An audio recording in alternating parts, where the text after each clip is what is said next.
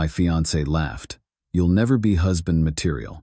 I smiled and sent one email that changed everything. She thought she broke me, but that one message quietly took control of my life, my career, and my future. When she called months later, I didn't answer. The silence spoke louder than revenge could ever do. We'd been together for 6 years.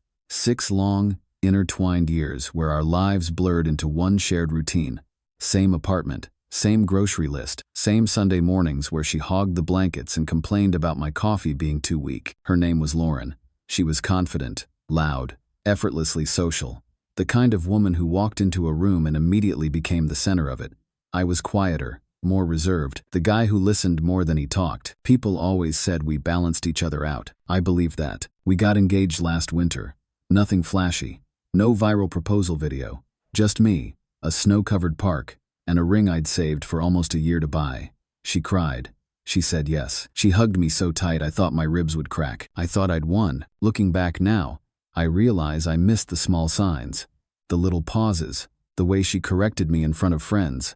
The jokes that landed just a second too hard. You're lucky you're cute, she'd say. You'd be lost without me, she'd joke. I laughed along. That's just her personality, I told myself. But things changed after the engagement. Suddenly, everything I did wasn't enough. She didn't like how I dressed, didn't like how I spoke to her coworkers, didn't like that I played it safe at my job. She'd scroll through Instagram, showing me photos of luxury weddings and influencer husbands. See, she'd say, they look like men. I started staying late at work, not because I had to, because home felt smaller, like I was constantly auditioning for a role I'd never be cast in. The night she laughed at me started with something stupid. Dishes. I'd forgotten to run the dishwasher before she got home. She walked in, heels clicking against the floor, took one look at the sink, and sighed dramatically. Seriously? She said. You had one job today. I'll do it now, I replied. I just got caught up. She cut me off with a laugh. That laugh. Oh my God, she said. You're always like this. Like what? I asked. She leaned against the counter, arms crossed, eyes scanning me like a bad investment. Passive. Soft. You don't lead. You don't take charge. You're just there. My chest tightened. Lauren, that's not fair. That's when she said it. You'll never be husband material. Then she laughed again. I felt heat rush to my face. My ears rang.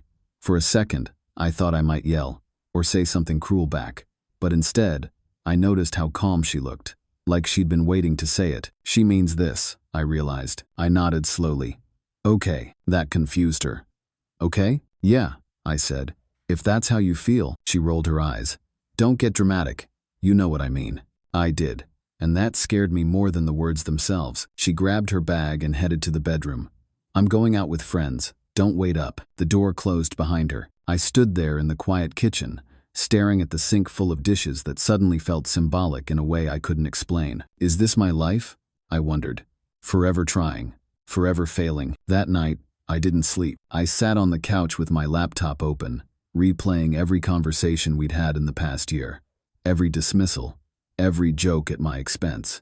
Every time I'd apologize just to keep the peace. And then I remembered something she'd said months earlier. If you ever embarrass me, she'd warned, half joking, I'd leave you without blinking. I opened my email. There was one message I'd been drafting in my head for weeks but never had the courage to send. I'd always told myself it was unnecessary, dramatic, risky. Now, it felt inevitable. The email was addressed to my company's regional director. Subject line: regarding the senior strategy role.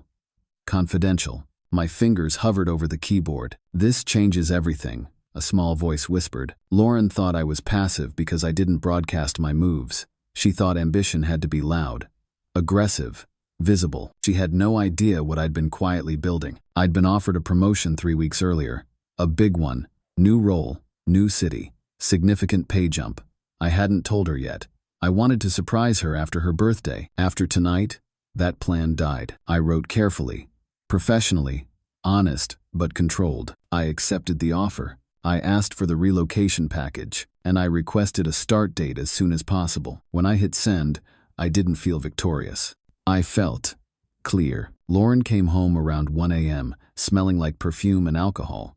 She tossed her shoes aside and crawled into bed without saying a word. I lay awake beside her, listening to her breathe. You'll never be husband material. The words didn't hurt anymore. They sounded like a challenge she didn't realize she'd already lost. The next morning, my phone buzzed. Email received. Offer confirmed. Welcome aboard. I stared at the screen, heart pounding. Everything I thought my life was about to be wasn't. And Lauren? She was still asleep, unaware that the version of me she laughed at was already gone. She didn't notice the change at first. Lauren woke up late, hair messy, still wearing last night's makeup. She stretched, yawned, and glanced at me like I was part of the furniture. "Did you make coffee?" she asked. "No," I said. She frowned. "Why not?" I didn't feel like it. That earned me a look, a long one, like she was trying to figure out if I was joking. "You okay?" she asked. "I'm fine." I wasn't lying.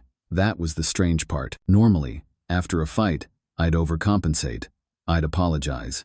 I'd try to smooth things over before she even finished being upset.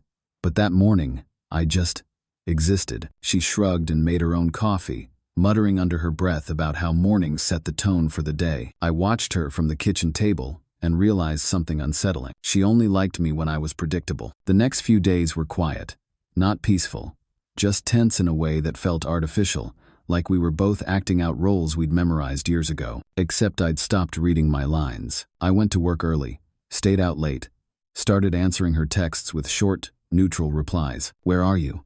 "At work." "When will you be home?" "Late." She didn't like that. On Thursday night, she finally snapped. We were eating dinner takeout she'd ordered because she didn't trust me with food anymore. She pushed her fork aside and leaned forward. "Are you punishing me?" she asked. I looked up. "For what?" "For the other night," she said. "You're acting weird." I chewed slowly. "I'm just busy." She scoffed. "With what? You don't even have a real career path." That old sting tried to surface. It didn't. "I got a promotion," I said. Her fork froze midair. "What?" "I'm moving into senior strategy, different division." Her eyes lit up, but not with pride, with calculation. "Oh," she said quickly. "Why didn't you tell me?" "I hadn't decided yet." "Well, obviously you should take it," she replied, already leaning back. "Finally, that's a step in the right direction. A step in the right direction. Not congratulations. Not I'm proud of you. Just approval. Conditional. Temporary." "Where's the role based?" she asked. "Out of state." That wiped the smile off her face. "How far?" she demanded. 8 hours. She laughed. Again. Softer this time. Disbelieving. "You're not serious." "I am." She shook her head. "No, you wouldn't do that. My job is here. My friends are here." "I know." "So?" she pressed. So I accepted it. The silence that followed was loud. Her expression hardened. "You accepted it without talking to me?" "Yes." Her voice rose. "We're engaged." "I'm aware." "You don't make decisions like that alone," she snapped. I met her gaze. "You told me I wasn't husband material." "That was a joke," she said quickly. Too quickly. "No," I replied. "It wasn't." She stood up, chair scraping the floor. "So what, you're running away now, proving my point?" I didn't argue. I didn't defend myself. I just said, "I'm choosing myself." She stared at me like I'd spoken another language. "You're being dramatic," she said.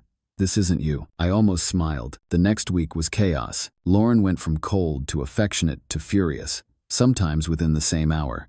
She cooked my favorite meals, bought new lingerie, sent me long texts about our future. Then, when that didn't work, she turned cruel. "You'll fail without me. You don't even know how to network. They'll chew you up." Each comment felt like proof that leaving was the right call. One night, I overheard her on the phone in the bedroom. "I don't know what's gotten into him," she said. "He's acting like he has options." I paused outside the door, heart pounding. "He needs a reality check," she continued. "He won't last a month out there." I stepped away before she noticed me. That was the night I started packing. Not dramatically, quietly, one drawer at a time. I boxed up books, clothes, things she never cared about. I left behind the furniture, the decor she picked, the life that revolved around her taste. She noticed the boxes 2 days later. "What's this?" she asked. "I'm moving out early," I said. Her face drained of color. "Early? My start date got moved up." "That's not funny." "I'm not joking." She walked toward me slowly. "You can't just leave." "I can." Her voice cracked. After everything we've been through, I thought about the laughter, the dismissals, the way she'd reduced me to potential instead of partnership. "I'm not doing this anymore," I said. She started crying then. Real tears. Loud ones. "I didn't mean it," she said between sobs. I was just frustrated. You know how I get. I did. And that was the problem. I wish you the best, I said quietly. That made her angry. Oh, don't do that, she snapped. Don't act superior. You're nothing without me. I picked up a box and walked past her. That was the last time I saw her in person. The email came 3 weeks later. Subject line: Can we talk? I stared at it for a long time before opening it. She wrote about missing me, about how she'd taken me for granted, about how she'd grown. She ended with, I think we made a mistake. I closed the laptop. I didn't reply, because the mistake wasn't leaving. It was staying as long as I did. The new city didn't feel like home at first. It felt temporary, like I was just passing through someone else's life. I rented a small apartment near downtown bare walls, borrowed furniture, a view of a brick alley that never quite got sunlight, but it was quiet, no sighs, no eye rolls, no laughter that felt like a blade. Work consumed me in the best way. Long meetings, big decisions. People actually listened when I spoke. Not because I talked louder, but because I was prepared. That surprised me. My manager, Dave, pulled me aside one afternoon. You're different than I expected, he said. How so? Most people in your position try to prove they belong, he shrugged. You just do. I thought about Lauren, about how hard I'd worked to earn approval that never came. Funny how that works. Weeks passed, then months. The silence she left behind slowly filled with routine. Morning runs, grocery shopping without anxiety, evenings where I didn't rehearse conversations in my head before speaking. Then came the call. It was from an unknown number. I almost let it go to voicemail. Almost. Hello? I answered. There was a pause. A breath I recognized. It's me, Lauren said. I leaned back against the kitchen counter. I figured. She laughed softly, nervous. You always did. I waited. I saw your update on LinkedIn, she said. You look good. Thanks. I didn't think you'd actually make it, she admitted. There it was. I did, I replied. She cleared her throat. I'm in town for a wedding. I thought maybe we could get coffee, just to catch up. I stared at the wall, memories flickering like an old film reel. No, I said. The word came out calm, steady. She went quiet. Oh, I hope you're doing well, I added. And I meant it. But I'm not going backwards. I've changed, she said quickly. I've been in therapy. I understand now how I treated you. I closed my eyes. Maybe she has, I thought. But I don't need proof anymore. I'm glad, I said. Really? So that's it? She asked. Yes. She didn't cry this time. I guess I really did lose you, she said softly. You lost me the night you laughed, I replied. I hung up before she could respond. Life has a strange way of rewarding quiet courage. 6 months after the move, I bought my first place. Nothing extravagant. Just enough space to breathe. I invited coworkers over. Made friends who didn't need me to shrink so they could feel tall. I even started dating again. Not seriously at first. Just conversations. Coffee. Laughter that didn't come with conditions. One night, a woman I'd been seeing asked me something simple. What are you looking for? I thought about it. Peace, I said. She smiled. That's a good answer. I still think about Lauren sometimes. Not with anger. Not with regret. Just awareness. She didn't break me. She revealed me, the man she said I'd never be. He only existed once I stopped trying to be hers. Sometimes closure isn't an apology. It's realizing you outgrew the room you were shrinking to fit in. I thought that would be the end of it. A clean break. A quiet fade out. Life doesn't usually respect neat endings. 3 months after that call, my phone buzzed during a Monday morning meeting. I ignored it. Then it buzzed again. And again. When I finally checked, there were 6 missed calls. All from the same number. Lauren. My stomach tightened not with longing, but with instinct, the kind that knows trouble before it speaks. I stepped out into the hallway and called back. She answered on the first ring. Thank God, she said, voice shaking. I didn't know who else to call. What's wrong? I asked. Everything in me was already pulling away, but some old reflex still lingered. The need to help, to stabilize. I messed up, she said. I really messed up. I leaned against the wall. Lauren, I can't. I told people you abandoned me, she interrupted. I said you left me right before the wedding, and now it's all blowing up. I closed my eyes. Of course it is. What do you mean people? I asked. Our friends, my family. Even your coworkers, I found some of them online. I was angry. I didn't think. My chest felt hollow. And now? I asked. And now they're finding out the truth, she whispered. Screenshots, emails, your promotion announcement. They're asking questions I can't answer. I said nothing. They think I used you, she continued. They think I tore you down. Did you? I asked quietly. She didn't answer. That told me everything. I need you to tell them, she said desperately. Just say it was mutual, please. I can't be the villain. There it was. Not remorse. Damage control. I'm not getting involved, I said. You owe me, she snapped, panic turning sharp. After everything I put into us, I felt something settle inside me. Heavy. Final. No, I said.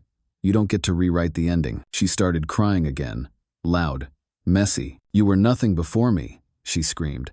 I made you. That old sentence used to crush me. Now it just echoed. I hope you figure things out, I said. But don't call me again. I hung up, and for the first time, I blocked her number. The fallout reached me anyway. Mutual friends started messaging. Some apologetic. Some curious. Some defensive. One message stood out. From her sister. I didn't believe you at first, she wrote. But I see it now. I'm sorry. I didn't reply. Not because I was bitter. Because I was finished explaining myself. A year passed. Then 2. My life grew in quiet, steady ways. Promotions. Stability. Confidence that didn't need witnesses. I stopped telling my story like a wound and started treating it like a chapter. Then, one night, something unexpected happened. I ran into Lauren. I was at a grocery store near my place. Late. Almost closing. I turned down an aisle, and there she was standing by the frozen foods. Hair shorter, shoulders slumped, staring at the floor like she didn't want to be seen. She looked up. Our eyes met. For a split second, neither of us moved. She smiled first. Small, uncertain. Hey, she said. Hey. Silence stretched between us. You look different, she said. So do you. She nodded, swallowing. I heard you're doing really well. I am. I'm glad, she said. And this time, it didn't sound forced. We stood there, 2 strangers with shared history. I'm engaged, she said suddenly. Too suddenly. Congratulations. He's very driven, she added. Takes charge, knows what he wants. I met her eyes. Does he treat you well? I asked. She hesitated. Most days. That answer said more than she realized. I should go, she said quickly. Take care of yourself. You too, I replied. She walked away. I watched her disappear around the corner, feeling something I didn't expect. Not pain. Relief. That night, I sat alone on my balcony, city lights flickering below, and thought about the version of myself she'd laughed at. The man who begged to be chosen. The man who mistook tolerance for love. The man who thought silence meant peace. I raised a glass to him, because he survived long enough for me to become someone else. Some people don't lose you because you leave. They lose you because you finally arrive. I didn't think about her after that. Not the way I used to. Not with that dull ache in my chest or the urge to replay old conversations, wondering what I should have said differently. Life had momentum now. Real momentum. Work became demanding in ways that excited me. I led teams, made decisions that actually mattered. People trusted me not because I filled the room, but because I carried weight when I spoke. One evening, after a long presentation, Dave clapped me on the shoulder. You know, he said, you're exactly what this role needed. I smiled. Funny. I was once told I wasn't husband material. He laughed. Sounds like someone confused noise for strength. That line stayed with me. A few weeks later, my mother called. We talked every Sunday, but this time her voice sounded tearful. I ran into Lauren's mom today, she said. I closed my eyes. How is she? She wanted to apologize, my mom replied. Said she didn't realize how unhappy you were. I exhaled slowly. She asked if you were seeing anyone, Mom added. And? I told her the truth, she said gently. That you're doing just fine. I stared out the window at the city skyline, thinking about how strange it was that the people who doubted you most always seemed curious once you stopped needing them. That curiosity followed me longer than I expected. An old mutual friend invited me to a small get-together. I almost declined, but something in me felt ready. Lauren wasn't there, but her presence lingered in the room like an unspoken subject. So, someone said, swirling a drink, what actually happened between you two? I shrugged. We wanted different things. That was all I offered. No defense, no explanation, no need to be understood. Later that night, a guy pulled me aside. I used to think you were whipped, he admitted awkwardly. Turns out, I had it wrong. I smiled politely. He had. But the real shift wasn't in how others saw me. It was in how I saw myself. I stopped confusing endurance with loyalty. Stopped believing love had to hurt to be real. Stopped shrinking my dreams to keep someone else comfortable. The biggest lesson came quietly, one night, when I caught myself laughing alone in my apartment, really laughing at something stupid on TV. No tension, no fear of being judged. Just ease. This is what peace feels like, I realized. A year later, I got another email. Different sender, familiar tone. Lauren. I almost deleted it. Almost. Curiosity 1. She didn't ask for anything this time. She wrote about therapy, about patterns, about how she learned to equate dominance with security and mistook kindness for weakness. She ended with one line. You didn't deserve the way I treated you. I stared at the screen for a long time. Then I replied with a single sentence. I know.